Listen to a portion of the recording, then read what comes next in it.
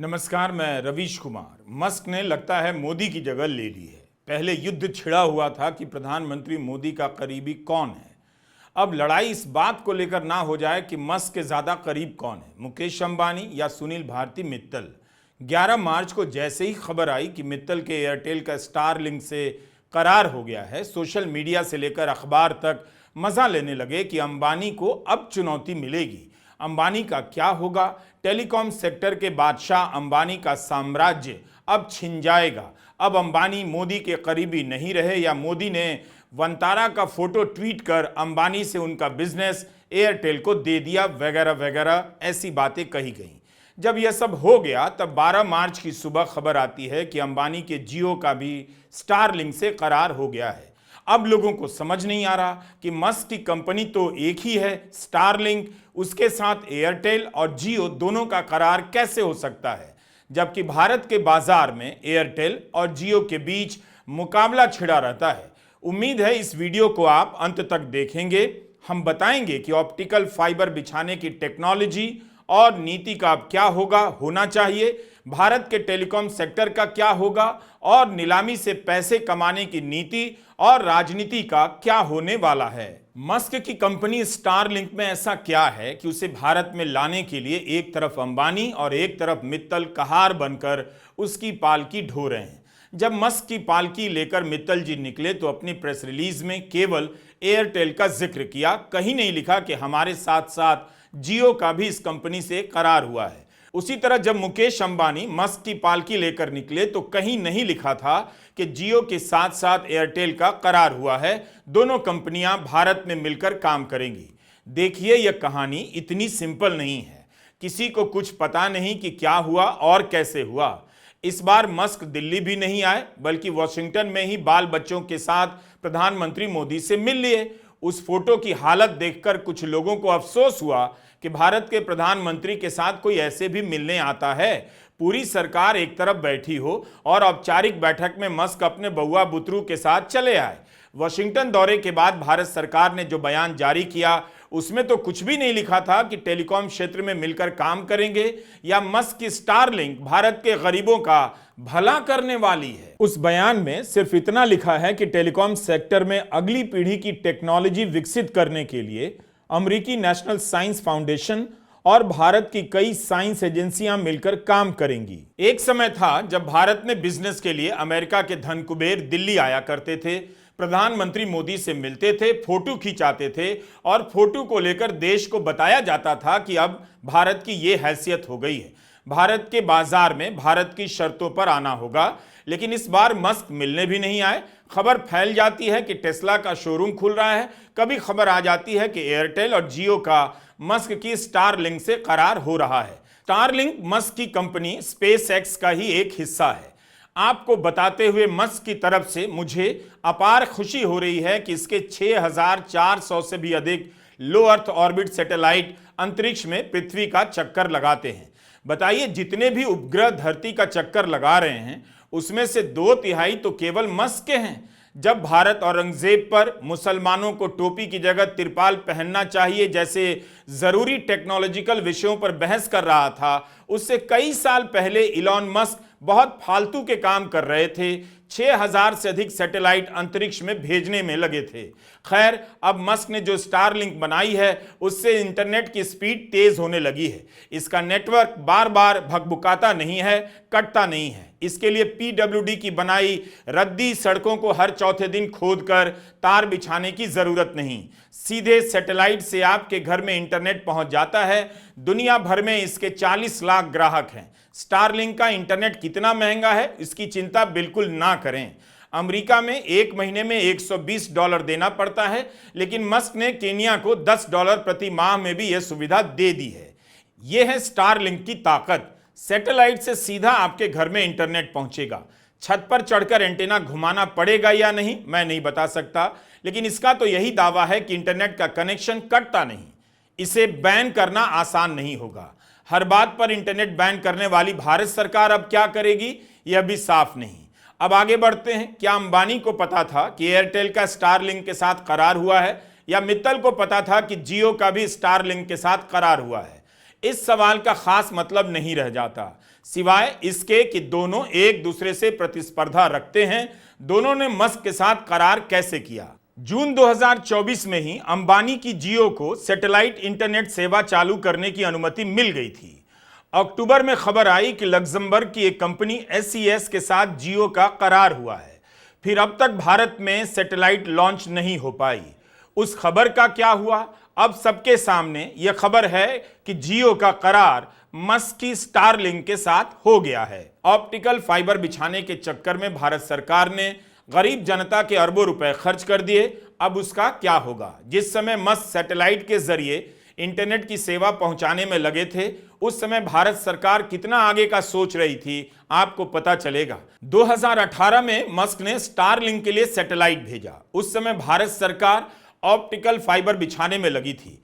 इस तरह बिछाए जा रही थी कि पता ही ना हो कि मस्क क्या कर रहे हैं, किस तरह की नई टेक्नोलॉजी दस्तक दे रही है। 2020 में भारत के प्रधानमंत्री मोदी ने ऐलान कर दिया 1000 दिनों के भीतर भारत के हर गांव को ऑप्टिकल फाइबर से जोड़ देंगे। 2020 में प्रधानमंत्री मोदी ने कहा था भारत के 6 लाख गांव 1000 दिन के भीतर जोड़ दिए जाएंगे। बताइए, क्या सारे गांव जोड़े जा चुके हैं? आज 4.5 साल बाद जियो कह रहा है दूर दराज के इलाकों को जोड़ने में स्टारलिंक मदद करेगा। तो कुछ कमाल दिखा आपको कि सभी 6 लाख से ज्यादा जो हमारे गांव है, उन सभी गांवों में ऑप्टिकल फाइबर नेटवर्क पहुंचाया जाएगा। जरूरत बदली है तो हमने प्रायोरिटी भी बदली है। 6 लाख से अधिक गांव में हजारों लाखों किलोमीटर ऑप्टिकल फाइबर का काम चलाया जाएगा और हमने तय किया है 1000 दिन में 1000 दिन के अंदर अंदर देश के 6 लाख से अधिक गांव में ऑप्टिकल फाइबर नेटवर्क काम पूरा कर दिया जाएगा। 1000 दिनों के भीतर 6 लाख गांवों को ऑप्टिकल फाइबर से नहीं जोड़ा जा सका। ठीक है, आपको इन बातों से फर्क नहीं पड़ता, लेकिन मेरा काम बताना है। 2 साल बाद इसी बात को लेकर लाल किले की प्राचीर से प्रधानमंत्री मोदी फिर से भाषण देते हैं, लेकिन यह नहीं बताते कि कितने गांवों को फाइबर से जोड़ दिया गया, बल्कि कॉमन सर्विस सेंटर गिनाने लग जाते हैं। अब हम 5G के दौर की ओर कदम रख रहे हैं। बहुत दूर इंतजार नहीं करना होगा, हम कदम मिलाने वाले हैं। हम ऑप्टिकल फाइबर गांव गांव में पहुंचा रहे हैं। डिजिटल इंडिया का सपना गांव से गुजरेगा, ये मुझे पूरी जानकारी है। आज मुझे खुशी है, हिंदुस्तान के 4 लाख कॉमन सर्विस सेंटर्स गांवों में विकसित हो रहे हैं। गांव के नौजवान बेटे बेटियां कॉमन सर्विस सेंटर चला रही हैं। देश गर्व कर सकता है। 2020 में प्रधानमंत्री ने कहा सभी गांवों को ऑप्टिकल फाइबर से 1000 दिन के भीतर जोड़ेंगे। 2 साल 8 महीने में कितने गांवों को जोड़ा गया? अब यह भी जानकारी भारत सरकार की एजेंसी की है, जिससे आपको बता रहा हूं। PIB ने कहा है, वो भी 2 दिसंबर 2024 तक 2,14,313 ग्राम पंचायतों को भारत नेट प्रोजेक्ट से जोड़ा गया है। भारत में कुल 2,68,000 ग्राम पंचायत और ग्रामीण स्थानीय निकाय हैं, यानी 50,000 से अधिक ग्राम पंचायतों तक अभी यह स्कीम नहीं पहुंची है। बात तो हुई थी सभी 6 लाख गांवों को जोड़ने की, लेकिन आंकड़ा ग्राम पंचायत का दिया गया। एक ग्राम पंचायत में कई गांव होते हैं। प्रधानमंत्री मोदी इस डिकेड को टेकेड कहते हैं, यानी टेक्नोलॉजी का दशक। 2 साल भी इस भाषण को नहीं बीता, मस्क अपनी टेक्नोलॉजी लेकर भारत के बाजार में प्रवेश कर रहे हैं। आप बताइए, मोदी सरकार को क्या नहीं मालूम था कि ऑप्टिकल फाइबर में इतना पैसा खर्च कर रहे हैं, जबकि सैटेलाइट इंटरनेट की टेक्नोलॉजी आ गई है।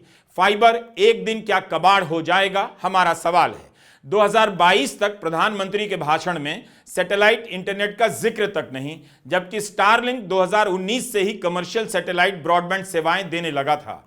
क्या मोदी इंटरनेट क्रांति के मामले में दुनिया से उस समय भी पीछे चल रहे थे? हर बात में खुद को टेक्नोलॉजी से जोड़कर अपनी छवि बनाते रहने वाले प्रधानमंत्री मोदी को क्या पता नहीं था कि सैटेलाइट इंटरनेट ऑप्टिकल फाइबर को कबाड़ में बदल सकता है? 2011 में मनमोहन सिंह की सरकार के समय भारत नेट योजना शुरू हुई। भारत के हर ग्राम पंचायत को तेज इंटरनेट सेवा देने का लक्ष्य था। प्रधानमंत्री मोदी ने इसे अपनी राजनीति का हिस्सा बनाया। चुनावों के समय गांवों को ऑप्टिकल फाइबर से जोड़ने के दावे करने लगे। 2020 में प्रधानमंत्री मोदी ने बिहार के सभी 45,945 गांवों को ऑप्टिकल फाइबर इंटरनेट सेवा से जोड़ने का ऐलान किया था। क्या बिहार के सभी गांवों को जोड़ दिया गया है? वहां इंटरनेट आने लगा है? बिहार के लोग अपने अपने गांव में चेक कर सकते हैं। हमारा सवाल है कि सैटेलाइट इंटरनेट के बाद ऑप्टिकल फाइबर का क्या भविष्य रह जाता है। रिलायंस ने अपनी प्रेस रिलीज में कहा है कि स्टारलिंक फाइबर के लिए पूरक का काम करेगा, उसे बेदखल नहीं करेगा। क्या इस तर्क में आपको दम नजर आता है? जब एयरटेल और रिलायंस जियो सैटेलाइट इंटरनेट सेवा लेकर आ रहे हैं और यही भविष्य लगता है, तो क्या भारत सरकार को अब भी ऑप्टिकल फाइबर योजना पर पैसे खर्च करने चाहिए? इस पर भी सरकार की तरफ से और टेक्नोलॉजी के एक्सपर्ट की तरफ से जवाब आने चाहिए। यह सवाल केवल सरकार से नहीं है, जियो और एयरटेल से भी है। जियो ने भी ऑप्टिकल फाइबर बिछाने में काफी निवेश किया है। 2016 में जियो का जब लॉन्च हुआ तब मुकेश अंबानी ने कहा था, प्रधानमंत्री नरेंद्र भाई मोदी के विजन को साकार करने की दिशा में एक प्रयास है। ठीक बात है, लेकिन हम किससे पूछें और हमको कौन बताएगा कि मस्क के स्टारलिंक को लाकर किसका विजन अब पूरा किया जाएगा? क्या रिलायंस जियो प्रधानमंत्री नरेंद्र भाई मोदी का विजन पूरा नहीं कर सका तो अब मस्क को लाया जा रहा है? तब तो मुकेश अंबानी ने कहा था कि मानवता अगले 300 साल में जो हासिल करने वाली है उससे ज्यादा हम अगले 20 साल में हासिल कर दिखा देंगे। I believe in the next 20 years, as a human civilization, we will collectively achieve more than what has been achieved in the last 300 years. We are at the beginning of a new era of humanity. In this era, if you are not digital and if you don't have globally competitive digital tools and skills, you simply will not survive. You will get disrupted. You will be outcompeted. You will be left behind. अभी जियो के launch के 20 साल नहीं हुए हैं, लेकिन जियो को Musk के साथ करार करना पड़ गया। वह भी तब जब एयरटेल ने भी किया। अपने दम पर इतना कुछ करने वाली जियो को मस्क की कंपनी स्टारलिंक से एयरटेल के साथ क्यों करार करना पड़ा? क्या हम टेलीकॉम सेक्टर में भारतीय कंपनियों के दबदबे की समाप्ति की शुरुआत देखने जा रहे हैं?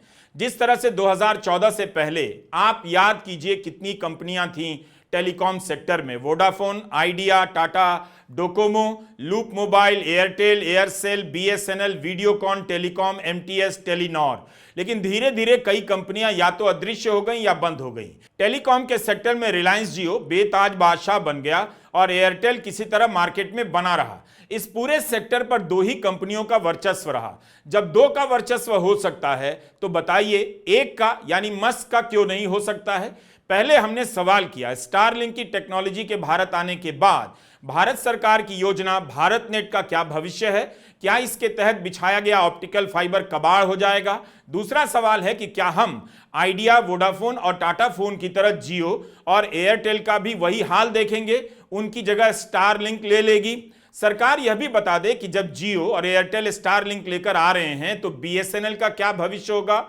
इसकी प्रॉपर्टी क्या आने वाले समय में किसी को दी जाएगी? उसकी योजना बन चुकी है। अब हम आते हैं मूल सवाल पर कि सैटेलाइट इंटरनेट का स्पेक्ट्रम नीलामी से बेचा जाना चाहिए या सरकार को अपने हिसाब से दोस्तों में बांट देना चाहिए, जिसे एलोकेशन कहते हैं। स्पेक्ट्रम को राष्ट्रीय संपत्ति मानते हैं। आप चाहेंगे कि सरकार राष्ट्रीय संपत्ति को अपने हिसाब से, अपनी मर्जी से किसी को भी आवंटित कर दे। 14 अक्टूबर 2024 को रॉयटर्स रिपोर्ट करता है कि मुकेश अंबानी स्पेक्ट्रम की नीलामी के लिए लॉबी कर रहे हैं। रिलायंस का मानना है कि सरकार का यह निष्कर्ष गलत है कि होम सैटेलाइट ब्रॉडबैंड स्पेक्ट्रम आवंटन होना चाहिए, नीलामी नहीं होनी चाहिए।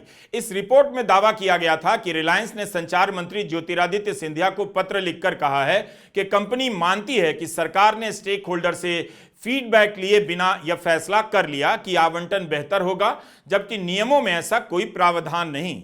इसलिए इस बारे में फिर से बातचीत शुरू होनी चाहिए। रॉयटर्स की इस खबर पर मस्क ने ट्वीट कर दिया कि यह अभूतपूर्व है क्योंकि इंटरनेशनल टेलीकम्युनिकेशन यूनियन ने इस स्पेक्ट्रम को बहुत पहले से साझा स्पेक्ट्रम घोषित किया हुआ है। मस्क ट्विटर पर अंबानी के मीम पर टिप्पणियां करने लग गए। यह सब मस्क ने किया, एक तरह से अंबानी का मजाक उड़ाया, लेकिन अब उन्हीं के साथ अंबानी की जियो ने करार कर लिया है। हिंदी में आप तक इन सूचनाओं को पहुंचाने के लिए हम बहुत मेहनत करते हैं, इस उम्मीद में कि कोई तो दर्शक होगा कि आखिर तक देखेगा और देश में हो रही घटनाओं को विस्तार से समझने का प्रयास करेगा। यकीनन आप दर्शकों ने मुझे कभी निराश नहीं किया है। बताने की जरूरत नहीं कि आप ज्योतिरादित्य सिंधिया हैं और भारत के संचार मंत्री। जिस दिन मस्क ने रॉयटर्स की रिपोर्ट पर अंबानी का मजाक उड़ाया, उसके अगले दिन मंत्री जी का बयान आता है कि भारत प्रशासनिक तरीके से सैटेलाइट इंटरनेट का स्पेक्ट्रम देगा। उन्होंने कहा कि अगर आप आवंटन की जगह नीलामी करते हैं तो आप दुनिया से अलग काम करेंगे। इस खबर पर मस्क ने ट्वीट करते हुए लिखा कि मैं इसकी सराहना करता हूं। स्टारलिंक भारत के लोगों की सेवा करने की पूरी कोशिश करेगा। सरकार के इस बयान और मस्क के जवाब से यही समझा गया कि यह मस्क के लिए फायदेमंद साबित होगा।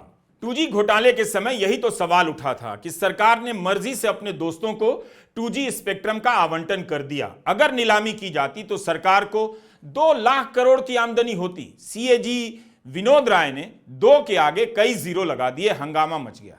विनोद राय को अब पब्लिक में लाना चाहिए, उनसे पूछना चाहिए कि इतना जीरो कहां से आया। इस झूठ पर राजनीतिक मुद्दा बनाया गया और यूपीए की सरकार चली गई। जिस मुद्दे के खिलाफ बीजेपी आई, नरेंद्र मोदी आए, वो अब वही कर रहे हैं जो मनमोहन सिंह करके गए। नीलामी की जगह आवंटन की नीति अपनाने लगे हैं। यही नहीं, भारत की 2 कंपनियां मस्क से करार कर रही हैं। इसके पहले तर्क दिया जा रहा था कि सरकार को अपने उद्योगपतियों को बचाना चाहिए, क्योंकि टेलीकॉम सेक्टर में उन्होंने अपनी पूंजी लगाई है, अपना समय लगाया है और अपने मानव संसाधन विकसित किए हैं। लेकिन क्या इन उद्योगपतियों को लग गया कि मस्क ही अब इस दुनिया के नए मालिक हैं? सरकार के चक्कर में टाइम बर्बाद नहीं करना चाहिए। मोदी सरकार वोडाफोन आइडिया को बचाने को लेकर बयान देती रही है कि 2 कंपनियों का राज नहीं होना चाहिए। राजीव चंद्रशेखर अब तो मंत्री नहीं है, लेकिन इन्होंने संचार राज्य मंत्री रहते हुए अगस्त 2023 में बयान दिया था कि देश में कभी भी 2 कंपनियों का राज नहीं रहेगा। टेलीकॉम में BSNL समेत 4 खिलाड़ी रहेंगे। भारत सरकार ने वोडाफोन में 33% हिस्सेदारी इसी वजह से ली।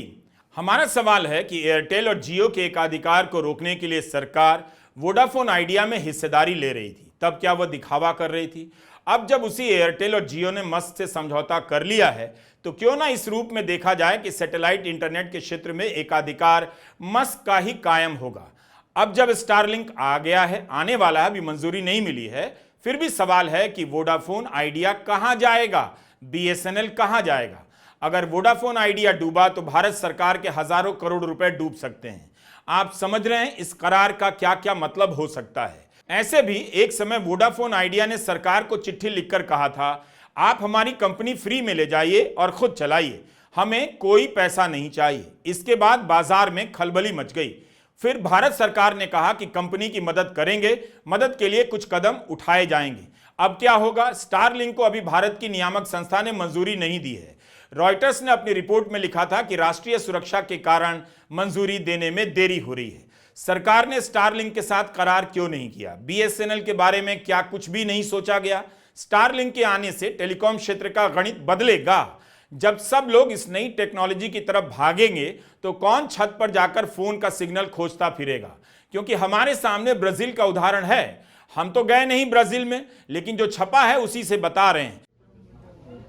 जून 2022 में स्टारलिंक ने ब्राजील में कदम रखा। 2.5 साल के भीतर इसने ब्राजील के सैटेलाइट इंटरनेट मार्केट के 46% हिस्से पर कब्जा कर लिया। बात यहां तक पहुंच गई कि नवंबर 2024 में ब्राजील सरकार के प्रतिनिधि चीन चले गए, वहां की कंपनी को अपने यहां बुलाने लगे ताकि मस्क का एकाधिकार खत्म किया जा सके।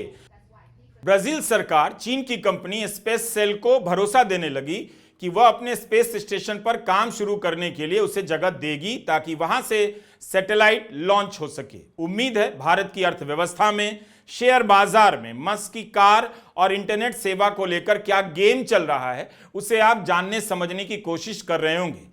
जो भी हो रहा है आप उससे अनजान तो हैं, मगर गलती आपकी नहीं, गलती इन जनाब की है, औरंगजेब और मुसलमान की। इनके ऊपर भारत को 10 साल में जितना ज्ञान दिया गया है, जितना डिबेट हुआ है, उतना इस देश में किसी और टॉपिक पर नहीं। त्योहार से लेकर टेक्नोलॉजी पर हम बिना मुसलमान और औरंगजेब के चर्चा करने लायक नहीं बचे हैं। इसलिए सजा औरंगजेब को मिलनी चाहिए, आपकी जेब को नहीं। अब मस्क इस गेम को खेलेंगे। आपको याद होगा दक्षिण अफ्रीका को लेकर मस्क ने बयान दिया था कि वहां उनकी कंपनी स्टारलिंक इसलिए सफल नहीं हो पा रही है क्योंकि मस्क ब्लैक नहीं है। इस पर अफ्रीका के विदेश मंत्रालय के अधिकारी ने उन्हें हड़का लिया। दक्षिण अफ्रीका का यह उदाहरण इसलिए दिया ताकि आप दिल बहला सकें। इस गफलत में ना रहें कि भारत सरकार का कोई मंत्री मस्क को हड़का देगा, वो टाइम गया। जिस तरह से ट्रंप ने टेस्ला की कारों की परेड कराई और लाल वाली टेस्ला ट्रंप ने पसंद कर ली, खरीद ली $1000 के डिस्काउंट के साथ। आप नोट कर लीजिए, यही ट्रंप टेस्ला लेकर इंडिया गेट पर खड़े हो जाएंगे तो सारे मंत्री दौड़ पड़ेंगे कार खरीदने के लिए, ट्रंप के साथ फोटो खिंचाने के लिए। अब खबरें चलने लगी हैं कि अमेरिका के उपराष्ट्रपति JD वैंस भारत आने वाले हैं और इंटेलिजेंस चीफ तुलसी गबार्ड भी भारत आएंगी। इसे लेकर बढ़ा चढ़ाकर पेश किया जाएगा जैसे भारत और अमेरिका के बीच कुछ हुआ ही ना हो। क्या इन दोनों ने या ट्रंप ने जो कीमत वसूलनी थी मस्क के लिए वो अब वसूल ली? उनका काम पूरा हो गया? क्या हुआ इसे हम और आप बिल्कुल नहीं जान पाएंगे। भारत सरकार का कोई मंत्री सामने आकर खुली प्रेस कॉन्फ्रेंस में सारे सवालों के जवाब नहीं देगा।